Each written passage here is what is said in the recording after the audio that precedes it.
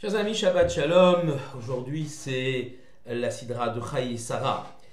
Chayei Sarah est une sidra qui se compose de deux parties. Une première partie qui raconte comment Abraham a négocié la caverne de Marpella pour pouvoir y ensevelir son épouse Sarah. Et la deuxième partie est consacrée au mariage de Rivka et de Yitzhak. En quelque sorte, il s'agit ici d'un véritable modèle de couple juif, modèle d'amour, et nous allons donc réfléchir à cela. Et Abraham, lorsqu'il a enseveli son épouse Sarah, songe maintenant à marier son fils Yitzhak, qui est revenu sain et sauf de la Akedat Yitzhak, de la ligature d'Yitzhak, et il va envoyer Eliezer, son serviteur, chercher une épouse dans sa famille, en Mésopotamie, à Haran, très loin, à Haran, pardon, très loin, dans l'actuel confin Irak et de la Syrie. Pourquoi? Afin qu'il n'y ait pas donc de femmes idolâtres, les Cananéennes sont idolâtres. Ça le sens qu'il faut donner à ce voyage d'Eliezer, le serviteur. Pourquoi Yitzhak n'y va pas lui-même? Car Yitzhak est kadosh, il est saint, il a failli être sacrifié, et donc il ne peut plus sortir d'Eretz Israël comme un animal qui a failli être sacrifié sur l'autel des sacrifices et ne peut plus sortir de l'enceinte du temple de Jérusalem.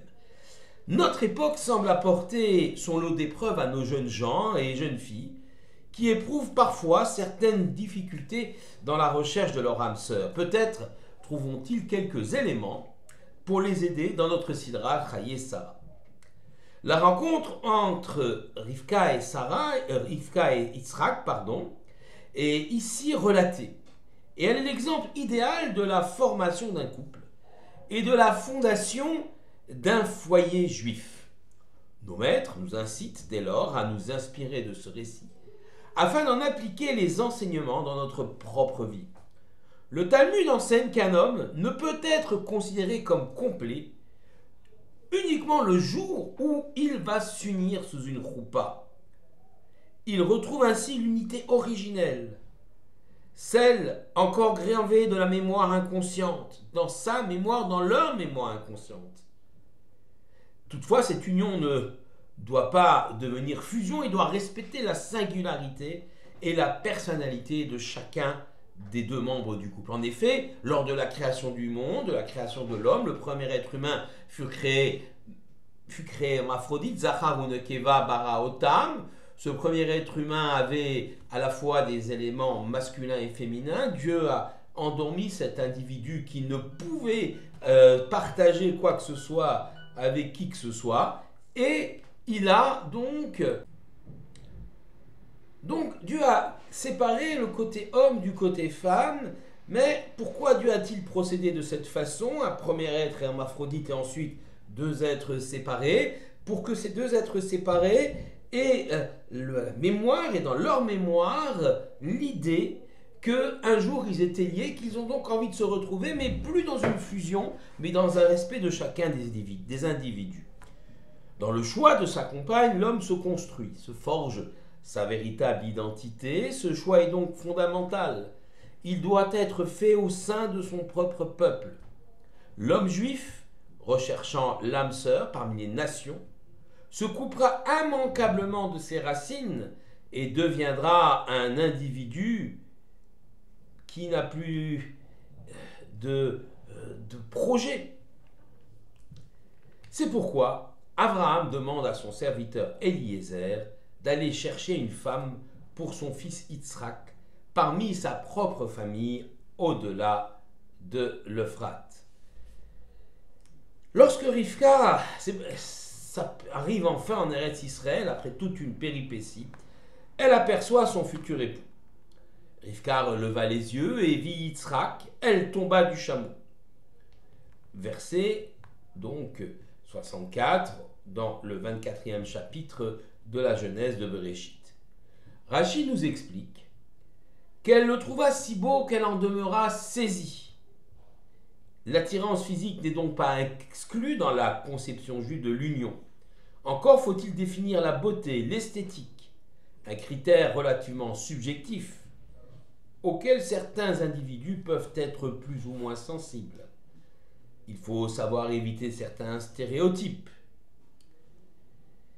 imposés par les modes, les pubs ou les magazines. Il faut être capable de discerner entre une beauté plate et strictement plastique et celle qui est le reflet extérieur de la richesse d'une âme. Yitzhak, dit le verset, la conduisit dans la tente de sa mère Sarah. Il prit Rivka pour femme et l'aima. Yitzhak se consola de sa mère, verset 67, dans le chapitre toujours 24 de Bereshit. L'entrée des deux fiancés dans la tente de Rivka fit office d'acte légal de mariage, ce que nous appelons aujourd'hui les Kiddushin. Le rabbi Yitzhak Levi de Berditchev, dans son ouvrage Kedushat Levi, s'interroge. Pourquoi le texte mentionne-t-il qu'Yitzhak aima Rivka, surtout après s'être marié? On s'attendait qu'ils s'aiment avant de s'unir. Il semble en réalité qu'il y ait deux types d'amour. Il existe des hommes motivés dans leur amour par leur désir. Ils tentent de satisfaire ces derniers et en fait n'ont d'autre amour que celui d'eux-mêmes. Dès lors, l'autre devient un objet, une simple dépendance de lui-même. Cette attitude est une véritable tentation pour chacun d'entre nous. Le désir et l'intérêt peuvent être parfois la motivation première de la recherche de l'âme sœur. Mais nous devons savoir saisir ces désirs, les sublimer, les utiliser à la construction de quelque chose de plus grand, ce qu'on appellera le véritable amour.